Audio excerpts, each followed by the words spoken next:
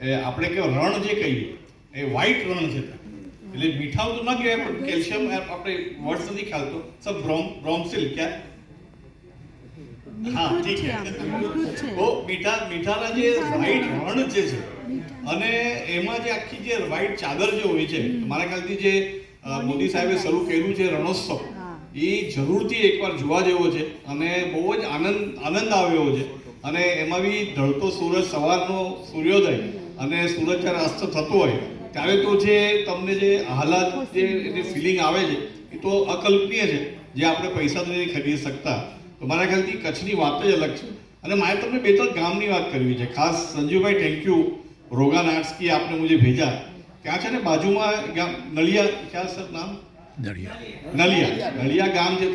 ત્યાં આગળ 2-3 ગામ છે અને ત્યાં રોગન આર્ટ કરીને એક આર્ટ છે જે હાથથી કલર જંગલથી કયા તાપમાનમાં કરે છે ખબર નથી આપણને, નેચરલ કલર કસેથી લઈ આવે છે.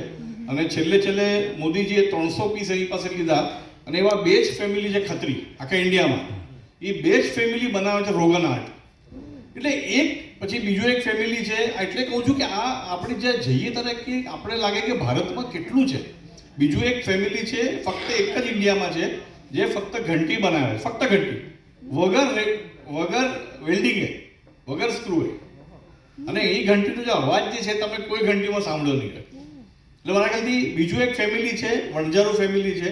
એ આપણા જે રસોડાના જે બી ચીપીઓ હોય, વેલણ હોય, એની પર જે કલર કરે છે અને એ કલરની જે ખબર નહીં કેવી રીતે કરે છે, ઓટોમેટિક તમારા 7 રંગ એની પર આવી જાય.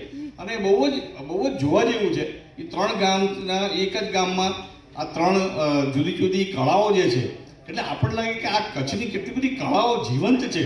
અને હજી બી રોગન આર્ટ કરે છે, કેવી રીતે કરે છે ખબર નથી, હાથથી કલર કરીને આખી એમાં વણાટ ઊભી કરે છે. અને આ ઘંટી તો બહુ જ આહલાદક છે કે કારણ કે વગર રહીને ઘંટી કેવી રીતે બને? નાની ઘંટીથી માંડીને મોટા ઘંટી વગર રહીને. અને અમારી સામે જ્યારે બનાવ્યું એને હાથની જે આપણે ખ્યાલ જ ના કે હાથથી એને આખું ઘંટ બનાવ્યું અને વાળ્યું, અને અદ્ભુત છે.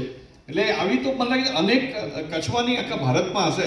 તો મારા ખ્યાલથી જરૂર, મારા ખ્યાલથી કચ્છનો જ્યારે બી તમે લાભ લો ત્યારે આ ઘોરડો છે અને બાજુમાં બીજા બી ગામ છે, જવું ત્યાં જજો. કારણ કે આ મારે તમને કહેવું હતું, કારણ કે જેટલું આપણે એકબીજાને કહેશું ખ્યાલ આવશે, કારણ કે આ ગામ નથી ખબર હોતી.